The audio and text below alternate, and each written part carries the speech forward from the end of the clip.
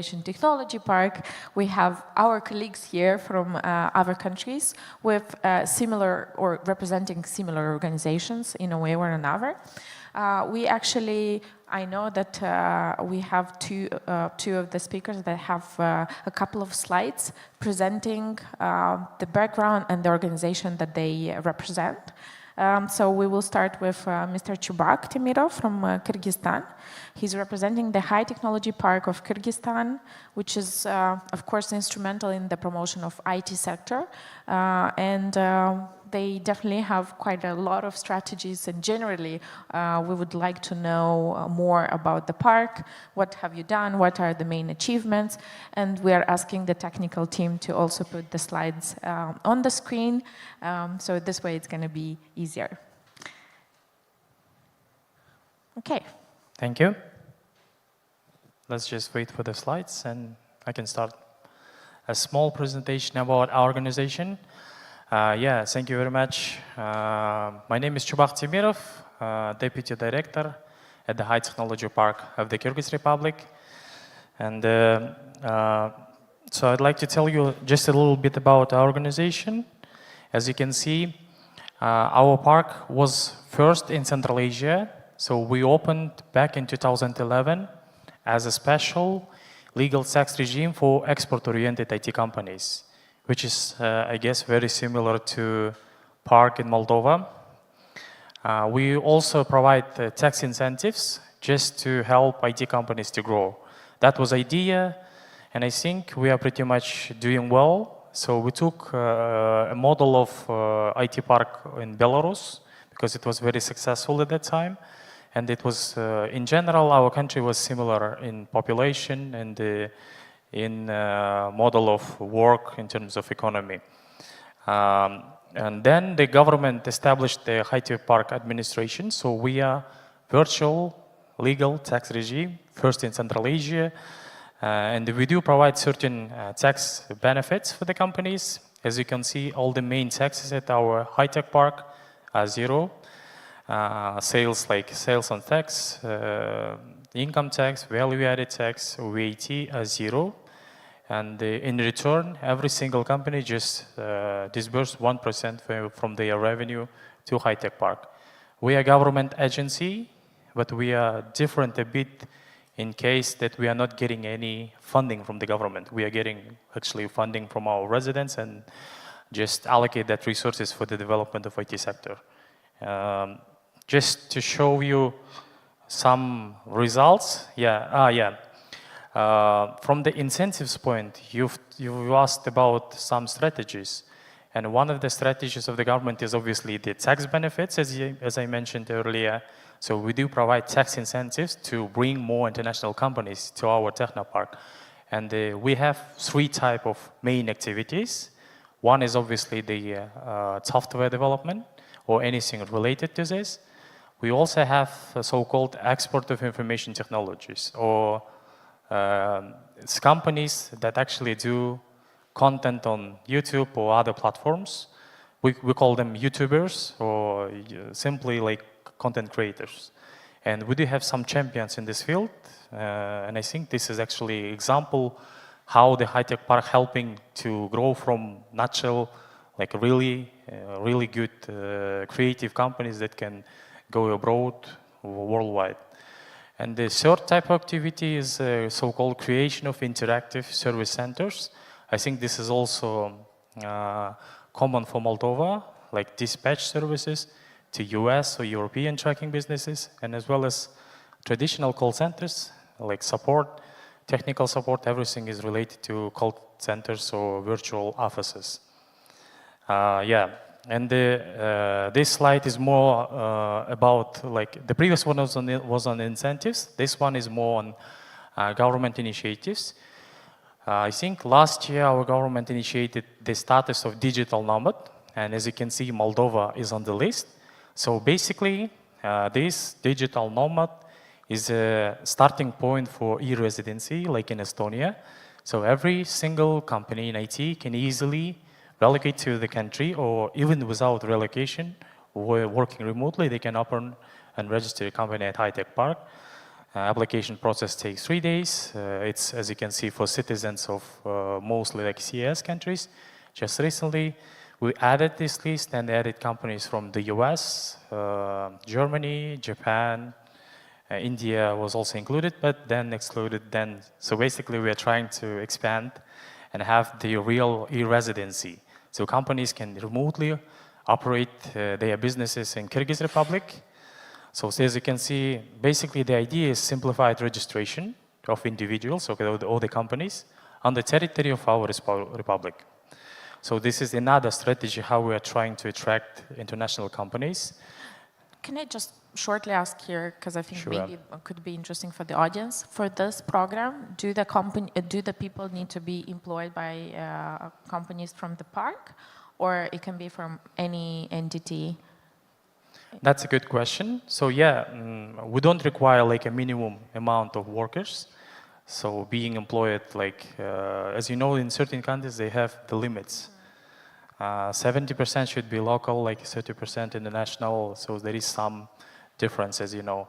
But in our country, there is no any limits, no like a minimum pace or minimum or maximum pace. And the people can be internationals. So they can even work remotely, being in another country, just be registered at the High Technology Park. We do understand that now teams work in blended teams. So some can be local, some can be international, some can be from anywhere from the world. And we do understand that also IT specialists like to travel.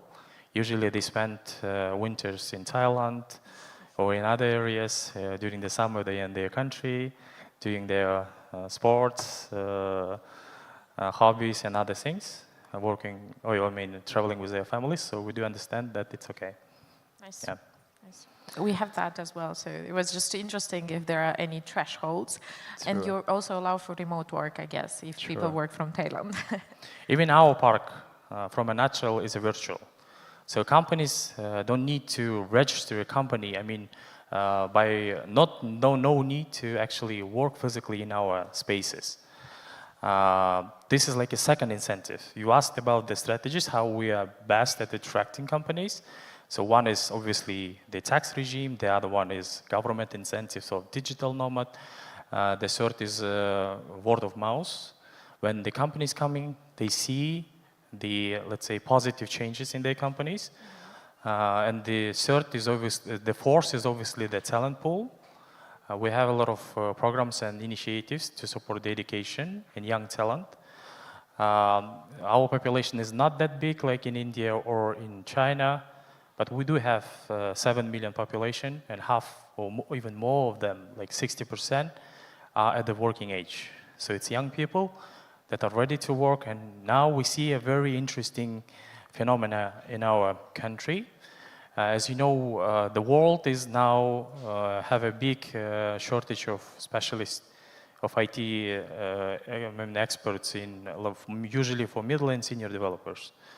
In our country, the same, but we have a surplus of young talents, so-called juniors or close specialist juniors. They need some internships or placements so they can start work. And I think this is a great opportunity for international companies to come, to employ them.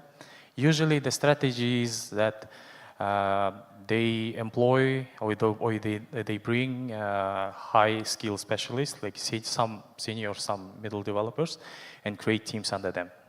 So the seniority index, as you know, should be not that high, and it should be blended with young specialists. And I think this is a great strategy because that young people can be very loyal in the future of the company. Now, as you know, loyalty is also a very hard thing because usually developers just learn and then they go further to other bigger companies. Yes. And this is also a great alternative for the companies. And obviously from the cost point, it's much better to open a virtual office, employ some people in the country, and they cut some costs, operational costs. And usually, as you know, the technical teams also need some investments from the company. And this is also, I think, a great opportunity.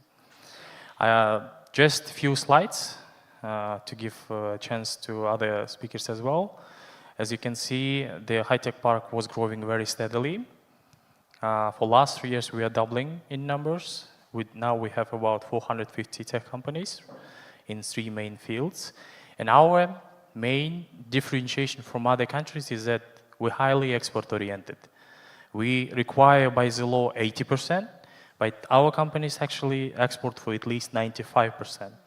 The small country of Kyrgyz Republic is exporting to more than 60 countries, and turnover for the last year was about 100 million.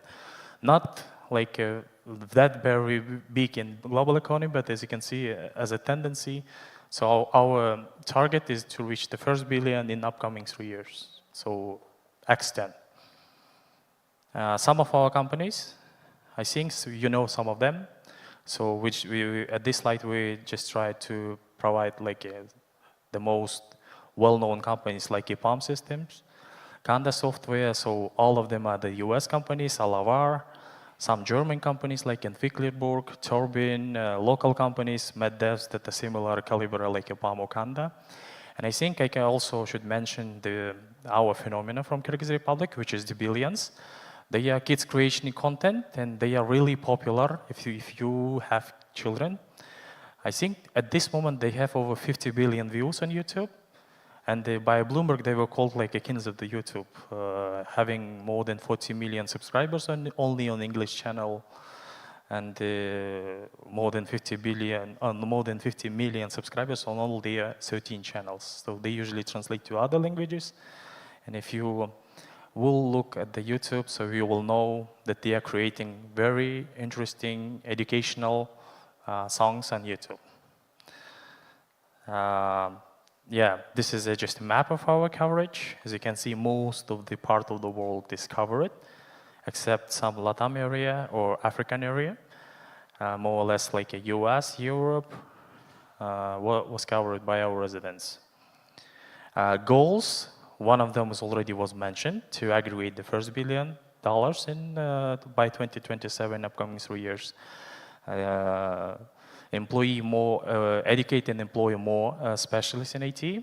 The target for now is 50,000, but we want to double after 2027 to having 100. How many people do you have now employed? At this moment, at the high technology park, about 2,500, because they are high skilled and export oriented. But in general, in the market, because we have the local banks or local companies or donor companies that just work for the local market.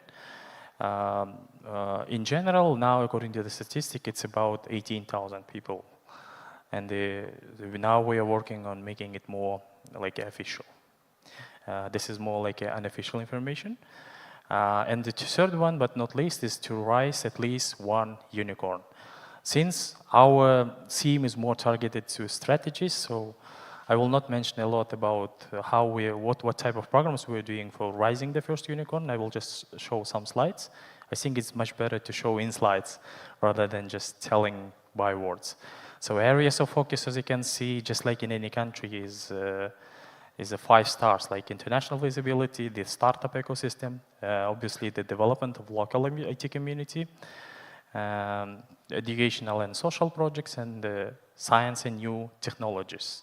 We are now doing less, and I think in all Central Asia, in science and new technologies, R&D part is less developed, and other 4, I think, are doing really well. And now we are putting more stress on R&D projects, science and new technologies, and we do have some projects upcoming with MIT. In terms of strategies, I already mentioned 4 of them. The 5th one is obviously the networking. From last year, we are doing a lot of, let's say, expansion. A lot of pavilions in the US market. As you can see, these are just examples. So our companies participated in Game Developer Conference, worldwide known in gaming in San Francisco, Silicon Slope Summit in Utah, the CES Forum, Consumer Electronics Show, which is widely known in the world, that is going usually in Las Vegas, the Licensing Expo with our billions, as you can see on that slide, and some local ones, which is the Game Summit with Azerbaijan. Last year, our higher administration, our director visited the GITEX Global, and this year we're also going with a pavilion of the country. Our local biggest forum, which is KIT, and by using this opportunity, I would like to invite all of you to our KIT forum, abbreviated as a Kyrgyzstan IT Forum, the biggest forum, exhibition, and the panel sessions. So by your own eyes, you can see the whole infrastructure and potential of the country. So yeah, just a few slides on the programs. So we do have two main programs in startup acceleration or startup incubation. We do have a lot of partners. We don't want to compete with them. Therefore, we are just taking the best ones and sending directly to Silicon Valley. One is the Unicorn from KG with the Draper University. I think everyone knows the Draper family. They are one of the first pioneers in investments in Silicon Valley. This is a team Draper. And every year we're sending 6 startups to Silicon Valley, the best ones, so they can get investment directly. Because as you know, there is a problem. If to talk about challenges, we don't have enough investments for our companies that want to go globally. And therefore, we want to send directly to Silicon Valley so they can build their network and get investments. And so far, this program is doing really great. We already sent, for now, 9 startups to this Draper program called Hero Training Program. How long do they stay there? They stay for up to 5 weeks. For now, it's only for citizens of the Kyrgyz Republic, but we are planning to expand. And hopefully, other startups can also be a part of this program. We also help to our companies with visa issues. As you know, it is a common problem for our region to get visas to the US. Then 9 startups so far showed a great result. But as you know, 6 startups per year is not enough, obviously. And then we decided, we were thinking what we can do else, and therefore we actually launched the other program, which is Dive into Silicon Valley, where we send more startups for up to 15. The duration is 2 weeks. And we do send up to 15, 20 companies. This is a great opportunity. Half of them are residents, because most of our companies working in outsourcing and outstaffing. And because of this 10-year experience, some of them started to grow their own startups, and they are doing pretty well. Some of them, for example, get to acceleration of Kalakanis. Probably you heard about this famous investor. He was one of the first investors in Uber. And Jason Kalakanis, and one of our startups was on his podcast. They were actually chosen among 150 startups. So I think this is more or less shows the results of the program. But as I said, it's not enough, and therefore we decided to send a smaller program to launch 2 weeks for our current residents and also for young startups. Not only young, but obviously creative startups, preferably in AI. And I think this is also doing well, and we just launched for the next session. And I think we're almost finishing. The last but not least, we also opened our own co-living, co-working spaces in San Francisco. Now we have 3 of them, 2 of them in San Bruno, and 1 is in San Mateo. So it's a great place where people can go work. As you know, the housing in San Francisco is too high. It's you only have 2 options, so like a small hotels or small motels, not very good, not very convenient, and from the other side, expensive hotels. But this is something in between. So whole central Eurasian companies and startups can go. Just refer to us, and you will get some good service from our partner, Olive Rooms. We are partnering with him and already started some great initiatives by having, as you know, in a Bay Area, you always have to make events so to attract needed partners. And just recently we launched so-called Plov Party by bringing investors from the Bay Area. And we just launched, and the next cohort of people, amount of 20 people, will go on 13th of September. Yeah, this is more or less final presentation about our organization. If you will have any questions after panel, so I will be happy to answer. Thank you. Thank you. Thank you so much. I think it's interesting, the approach of offering housing. San Francisco, for sure, it's and the Bay is overly expensive, and probably most of the startups do not have that opportunity. This is also a part of our strategy, because it's all about our strategies, how we track companies, and I think we are doing pretty well in this. The only problem is that world doesn't know about Kyrgyz Republic. It doesn't know that we have IT, that we have infrastructure, and that's a big challenge in promoting our country. And probably our colleagues will also say the same. So as a region, we have to pay more attention to regional cooperation in terms of promotion. Yep. The same for Moldova. I mean, we're similar in this sense. Of course, maybe there are some companies or some players that already found out about Moldova. We kind of like to say that we already have at least one unicorn, but it's not, they don't position themselves specifically as a Moldovan company. They have started in Moldova, and then the investors came from somewhere else. Anyway, let's move further with Mr. Komilov from Tajikistan. Mr. Umed will just tell us more about Tajikistan overall, but also we want to learn more about the business incubator in Tajikistan. And he's representing this organization. He's the head of the international department at the State Enterprise Institution, Business Incubator of Tajikistan. Thank you. I'm a representative of State Business Incubator of Tajikistan. I'm head of international department in this state enterprise. Business Incubator was created by government in 2019 with aims to support entrepreneurship in Tajikistan and make every 10 citizens of Tajikistan entrepreneur. If you talk about our work experience, in 4 years we supported more than 200 entrepreneurship by grant funding and technical grants. Also in this year, we first time we created collaboration with a hub accelerator from Azerbaijan and providing the 3-week incubation acceleration program for our startups, and sent 3 startups to Baku on final pitch session, in which our startups with name Reskill, it's a new educational platform with AI, has won the 2nd place, which grant about $10,000. It's I think for Tajikistan it's a good result of our startups. Also, we are working now. We moving our work from business education to IT education. We have partners in this program. It's Technohub Dushanbe. It's a new educational platform, educational school, IT college, which will work on Edu 01 programs.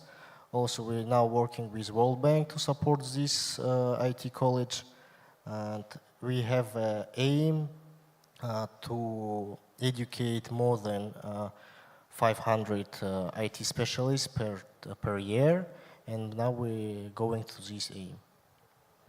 Very interesting. I know that at least all the regions are competing in a way for the specialists. Do you have any strategy, like we see other countries have a program like digital nomads, or a program to attract foreigners as well? No, we don't have such programs. We don't compete with Central Asian countries. We are have a good collaboration with each other. We're working with Astana Hub.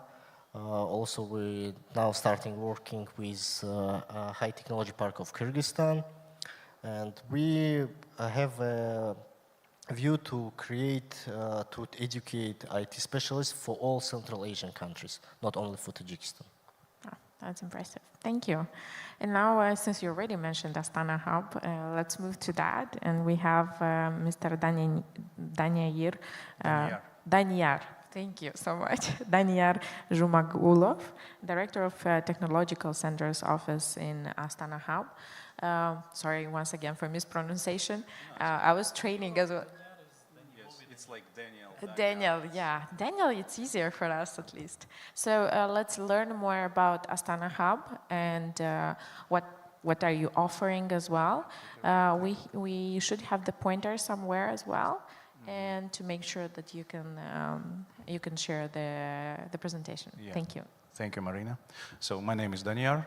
Good afternoon, everyone. So we came from Astana with my colleague. He's also here in the room. I saw the presentation of Chubak, and actually I have seen a lot of similarities in our approach, even in KPIs. I mean, so we are not competing with each other because we have different approaches in business model, etc. And I'm going to show it. Actually, I had like large presentation. I tried to shorten it, some to 15 slides, but I'll try to be on time and to tell about Astana Hub like in brief. Okay, just to, to start with, this is the real picture, the real photo of where it is located, I mean, our hub. The whole story began in 2017 with the Expo. We had Expo 2017 in our capital, and before even launch of this project, the government asked for the proposals. What is going to be there after the Expo finishes, like with all these pavilions, because it was about the future energy. And our general director, acting general director, Madiyev, he came with the idea of creation this IT hub, international IT hub there, so how it looks like. 4 main pillars of our activity, as you may see. This is talent acquisition, education, business development, export support. I'm not going to tell about everything. We have a lot of programs going on. Incubation programs, acceleration programs, academies, etc. And if anyone would like to get this presentation, I think organizing site will spread it to you so that you could have more questions and approach us. Here the Astana Hub in numbers. It was opened in 2018 in November 6th. So we started that work and we are approaching 6 years age this November. And we have tremendous results, as you may see, everything in US dollars and in real numbers of participants, the first metrics you see. This is the statistics up to the end of last year. Now we have even more participants. It's more than 1,500. Participants and all the other indicators as well. As you may see, total revenue, it's over now $2 billion US dollars. Number of employees, it's close to 30,000. Investments raised almost also 1 billion during these 5 years. Export revenue you see also. And main subcategories of the projects, of the startups, of the companies that they are working in. It's software development mainly, as you may see, fintech, software as a service. I'm not going to read through all this stuff for you, just to have the common picture, common vision of that. This is actually the main slide of the presentation. How we do that? In the very beginning, in 2018, President signed the law giving Astana Hub these tax preferences for all the participants. And you can see that 0% tax almost for everything, and the current tax rate in Kazakhstan for them. And you can imagine how it is beneficial for all the companies coming to Kazakhstan with their IT startups, for all the technology firms opening their branches in our country. And the one thing is that we are taking only 1% of the income, of the revenue for the year from these companies registered at Astana Hubs. And if you will calculate, you will see that this is very beneficial for them. And that's why the number of participants is growing exponentially every year. Also, please put your attention to the direction subcategories of IT that we put there. They have been chosen by our Ministry for Digital Development of the Republic of Kazakhstan as the trendy, the most important in the IT field. And here the list of all the taxes, all the VATs types, corporate income tax, etc., individual taxes, etc. We also put IPAM here. I saw it in your presentation, Chubak. So we're also working with them. We have them as our participant as well, and also some like big names like Playrix, Ozon, Mytona, etc. And with this, we tried to show like the main companies in each area.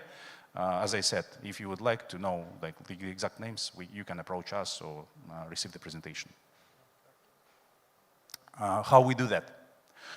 We work closely with Astana International Financial Center. They have their own expat center, which is helping to all the foreign companies coming to Kazakhstan to open the legal entity in Kazakhstan, to provide them with individual identification number, etc., and all the like electronic digital signature and everything, like full package, very fast. Do they have to pay for the services? No. Okay. And as you may see, we have two types of residency.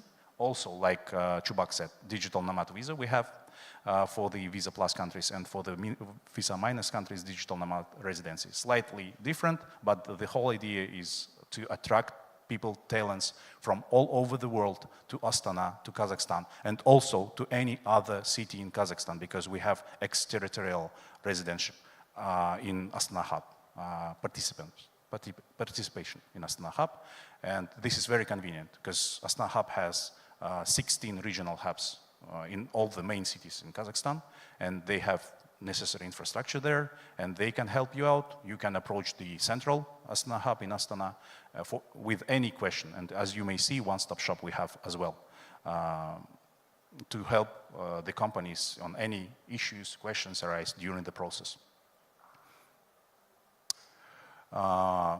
This is regarding the same, like the education in IT, how we do it.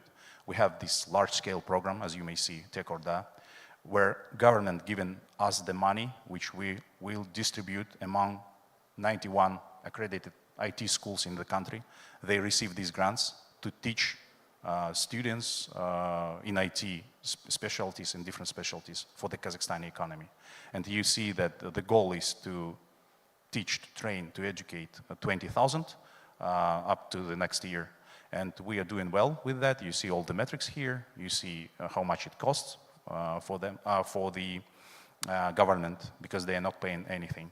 And we actually have some good results. I've shown them here, like the real stories of people who have been educated there, and they got the job after that Tech Orda courses.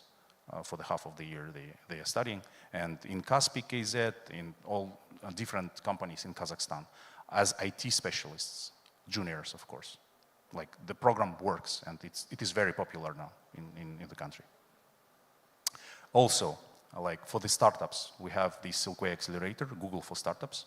We're doing it of course, in collaboration with Google, and you see all the 5 Central Asian countries, plus Azerbaijan, Mongolia, and Georgia.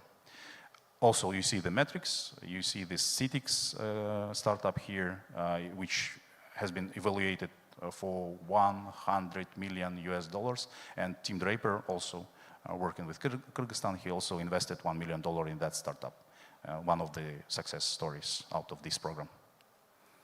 Also about Hero Training Program, the same. We're working with Tim Draper, with Draper University, and having this program and trying to make this bridge between Kazakhstan and United States of America, Silicon Valley, because they are located there, and the finalists go there for 5 weeks, and after that they may stay there on their own expense if they have so. But in order to help them to stick there in the US, we have created in the April of this year Silk Road Innovation Hub, which is our hub, Astana Hub there, which is helping to companies, startups coming to the US to locate there, to get the mentorship, to get the webinars, seminars, etc. Networking, first of all, of course. And that's why we have created in April. Now it's growing up. That helped us. I mean, this activity. Of course, the major batch of our companies coming to Kazakhstan are from Eurasia, from our region. But as you may see, we have succeeded in attraction the companies from North America, from Europe. You see it on the slides, and you see the citations from EPAM, Playrix, etc., confirming that. Here's just for your information. As I said, I didn't tell about everything. If you will have any questions regarding any direction of our activity, you can approach us, me and Kaysar, my colleague here. We are ready for your questions. We would like to consult you as much as we can in order to attract Moldavian tech companies to Kazakhstan, because this is very beneficial. I mean, the working in IT. Yeah, it sounds impressive, actually. And I think there will be questions from the audience, maybe. So just raise your hands in case. Yeah, I'll let you finish, but just raise your hand if you have any questions, so I know that we can prepare to take them. In between, please, just to go through the last slides of yours. Okay. I just wanted to show you again how it looks like, because here's this schematically given map. Because we are located there where is Astana Hub, of course. We have 22,000 square meters of areas. I will show you all the infrastructure on the next slide. And we have our ministry geographically close to us, like in the walking distance, which is very convenient for us because we are trying to decrease bureaucracy, and it works actually. NITEC company working with this ministry, Astana IT University, Nazarbayev University, one of the leading English-speaking university in Kazakhstan, also very close. And this is about the location again, the importance of the infrastructure around. And here's all the information about the internal infrastructure. You see the photos of the rooms, co-working areas, networking areas, cafes. We have like a lot of offices, etc. As I said, some of the participants can get the area inside the Astana Hub itself. Some of them like choose the extraterritorial residential there. And here's the list. We tried to shorten it, so this is the main points, as you may see. And that's it. Thank you so much for your attention. Thanks. Thank you. I see a lot of similarities in terms of taxes with Moldova Innovation Technology Park. I don't know if you've managed to see the presentation that we had yesterday. It's a bit different, the concept, because we have a flat tax of 7%. And I see similarities and differences in the same time. It does include the income tax of employees, of companies, the social contribution of employees, their medical contributions, the tax on immovables, tax on roads, and some local taxes, which in a smaller amount. So, and everything is also digital. We are also an e-park. So it's a lot of EEE in the framework. Of course, there is a huge focus on human capital. Moldova has a regime on IT visa, specifically to attract foreigners in the country, and there are 2,000 residents of the e-park, so 2,000 companies that employ a bit more than 22,000 people. And this is 4.4% of our active population engaged in the IT sector. Of course, we always want more, and this is why there are a lot of partners that are developing their educational programs as well. And there are also organizations working with startup ecosystem. Anyway, being here, I think it's important to look ahead, and this is a question to all of you. If there is anyone in the audience that would like to ask a question, just raise your hand and I'll make sure to come to you. Meanwhile, I'll take care to ask my questions as well. How do you see, what are the key factors that will determine the success of Central Asia as a global IT destination? Because, as you mentioned, probably it's not, and it's not only about Central Asia, I think Eastern Europe as well, because I would include here Moldova. How do you see the collaboration as well? Because we do not compete against each other. It's more of what can we do together to increase the attractiveness, and how can maybe European companies or tech firms contribute to this growth? And who of you would like to take first and answer? Please do. As I said already, I did this call for the action, for the real cooperation. So we ask Moldovan companies to approach us, to come to our hub, to see, maybe for a review, and after that to decide. So we invite the companies to Astana. Please come. This is the first one, real cooperation.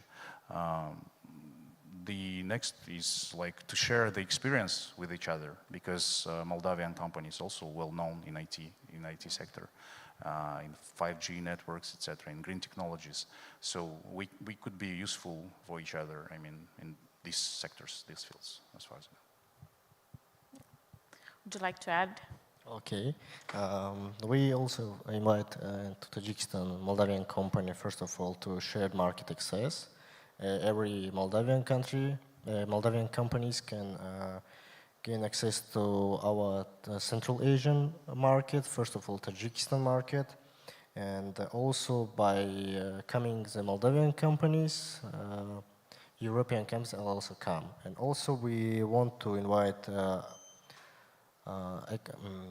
stakeholders of IT ecosystem of Moldavian to share skill development and training programs to get access for our Tajik startups and IT companies for Moldavian expertise. Thank you. Thank you. Okay, I also want to add something on this. You mentioned a few times about no competition, but actually it is. But I will tell you in what case. So if to talk about like a bigger companies, my colleague Daniyar mentioned about EPAM, Roji, for example, Netcracker. They are present almost in every republic. Yes. And we are not competing for bigger companies. And this is actually a goal of Central Asia and even in Eastern Europe to bring bigger players, like big tech companies. And I think in this case, we are really can do some fruitful projects in attracting, in global promotion. But for smaller companies, I will answer in what case we compete. For smaller companies, the companies that are small with like shortage of resources, they obviously will look for one country, for one single country that will best fit all their needs. And in this dimension, this is kind of a difference of our parks, and they will choose the best one, and it's okay. But as I said, our goal is to bring bigger companies because they can make a bigger change. Let's call them, they can make a difference. Because even for EPAM, when they came, they changed the industry. There was a case when the banks were just staying okay in their offices, not going out, because they were okay with a specialist and everything, with the salaries. But when the EPAM came, EPAM actually took all the seniors and middles. And companies started to somehow think and act proactively. They started to do their own hackathons. They started to invest into the industry, bring more specialists and actually just started to take some money from their pocket to the industry, and this is a good tendency. And therefore, our biggest goal is to bring more companies from 500 Fortune to the region. And in terms of other cases, I'm not encouraging Moldavian companies to come to Kyrgyzstan because, again, it's about differences and opportunities. If they will see the real benefit from our country, please welcome. This is also about synergy, not just taking out some Moldavian companies from your park and bringing them to Central Asia. This is more about synergy in case of, since most of the Moldavian companies are doing their projects locally or I assume for US or European market, then their specialists will be closer to the market. And obviously the core team should stay here. And this is a benefit for the local country and for local IT hub. But if you want to expand, have more talent, have more opportunities or expand your market to Central Asia, for example, this is a great opportunity to open additional office. As I said, usually it's some kind of, at least for the first time, it's a supporting office. And the Central Asian market is also growing. And in upcoming years, it will be almost 100 million people. That is a big market. Kazakhstan, Uzbekistan, Tajikistan, Kyrgyzstan, Turkmenistan, even more than 100 million people will be by 2030.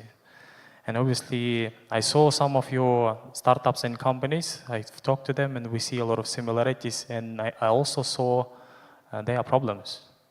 Some companies already reached the top level. By top level, I mean they're already at their maximum in recruiting people.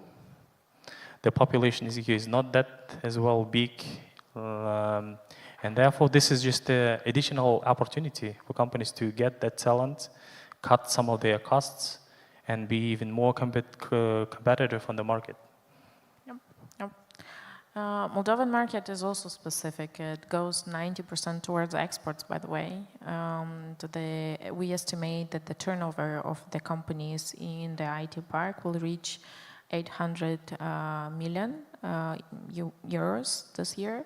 So it's quite a big number for Moldova. Like 11% of the total export of the country are generated by the IT sector. And again, this is just 3.4% in GDP, if I remember from yesterday's presentation. Yes, that's great. Exactly.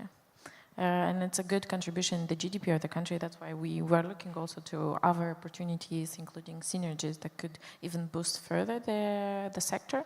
But you mentioned the thing about foreign companies and big companies and attracting them.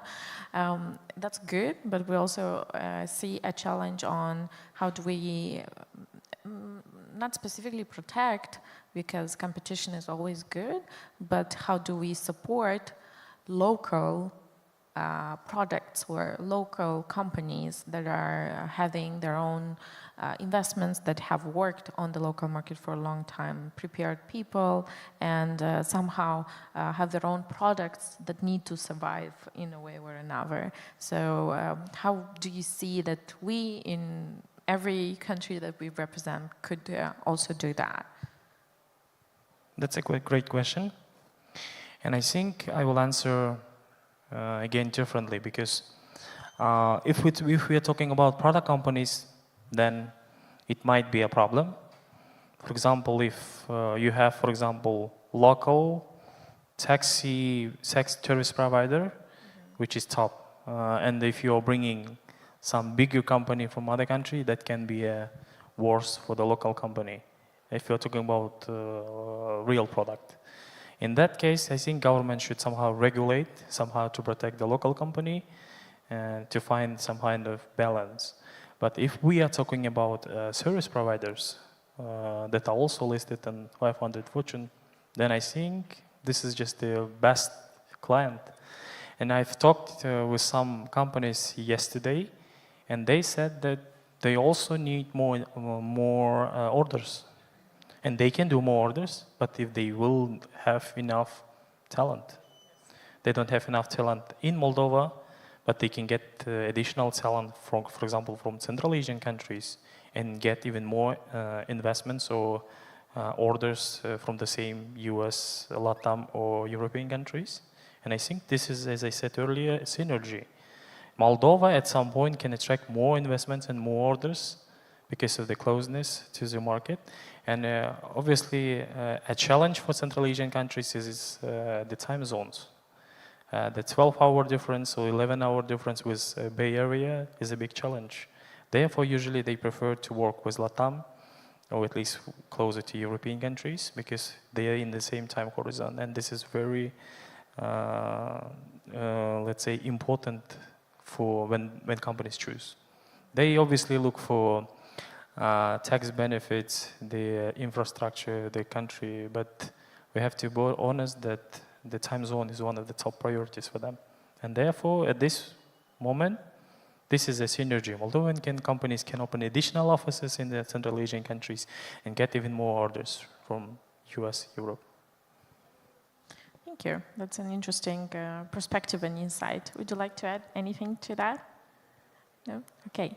I think that generally it's about the tax incentives and so on. Every country is anyway supporting the tech industry overall, and everyone sees opportunities here, at least for our countries being small, or as you mentioned, there are differences in terms of time zones and the markets that we serve. For like Moldova, 90% is going towards exports. Of course, US and Europe are the biggest markets that companies export services to. There are other areas, and I think Moldova doesn't cover much Asia overall in terms of delivering services. There are a couple of companies, but not that many, some from the gaming industry. So I think this is also kind of interesting that maybe some of Moldovan companies did not do an additional research. Everyone is going towards Bay Area, Europe. Maybe there is some opportunity on the other side. And of course, we also are inviting anyone from other countries to collaborate or to learn more about Moldovan opportunities that we offer, because maybe there is some synergies or some companies that would like to collaborate with Moldovan residents of the IT park, or even outside the IT park, because there are a couple of companies that are outside the IT park. Just to conclude, and this is like the last question I would give. How do you see in 10 years? I know that you already mentioned about your goal to have one startup. Is there anything else? It's not a long-term goal. No, yeah, exactly. So what do you see as one long-term goal in 10 years for each of your organization? Let's say the most important one.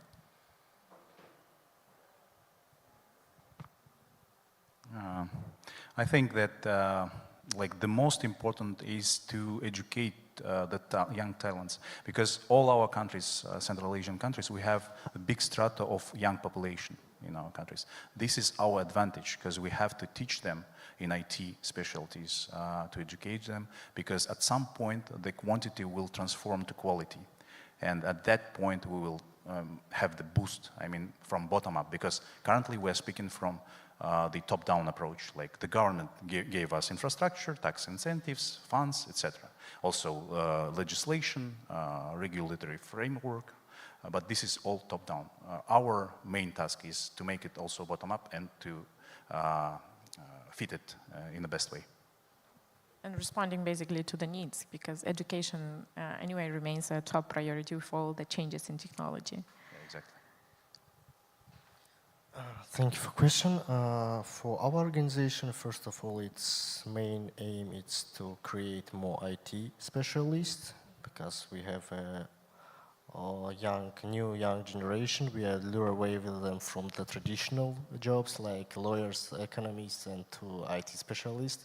And the second one for Tajikistan, it's most important thing. It's AI. We first country in Central Asia which have national strategy for development of AI.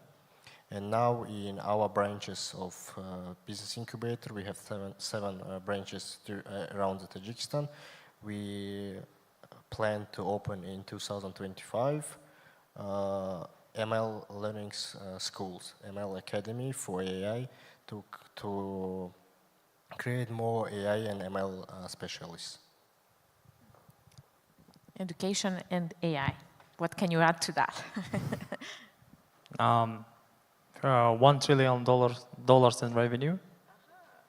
Yeah, that's a goal. We'll raise more unicorns, decathlons for whole Central Asian countries.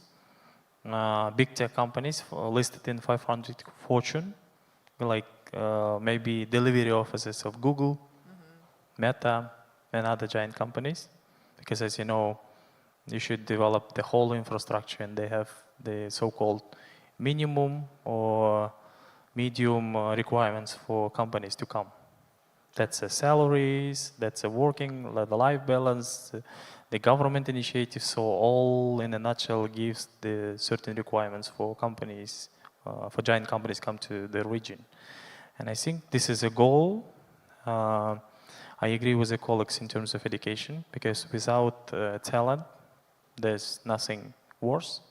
If there is no talent, then the companies will come, incentives, okay, but if there is no young generation of talent, then there is no great success for the companies. As I said, Also, important to develop the market. This is a 100 million population, and I think, as you know, these Central Asian countries were on a Silk Road many years ago. It has like a long history. It has a long history. It has a very long history, and I think this is a kind of rebranding. So, by being a new IT destination, we can somehow reborn of the Silk Road hub, innovation, Silk Road way. And obviously, as Umed said, the AI is a trend. For example, let's take an example of China or India.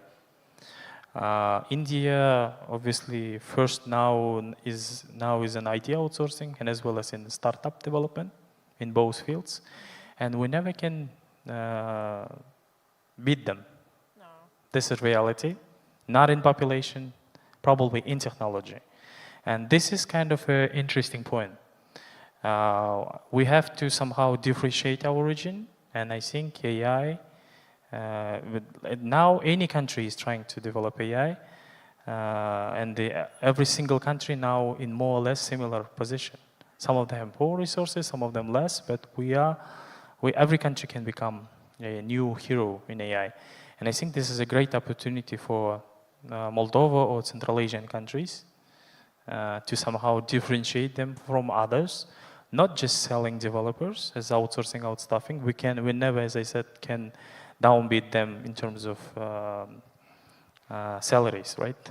They always will be less because of the population, and we can only differentiate in terms of speciality. And I think here AI is a great tool. So AI tooling, AI professions. We just recently launched the AI Academy, just to develop, and also giving a lot of attention to educate more data scientists, ML specialists, and even our recent product is actually in AI. One of our residents launched the product, which is very similar to Siri or Alisa, but it's in Kyrgyz language. So the idea is to help all minor language countries, so they can speak in their own language.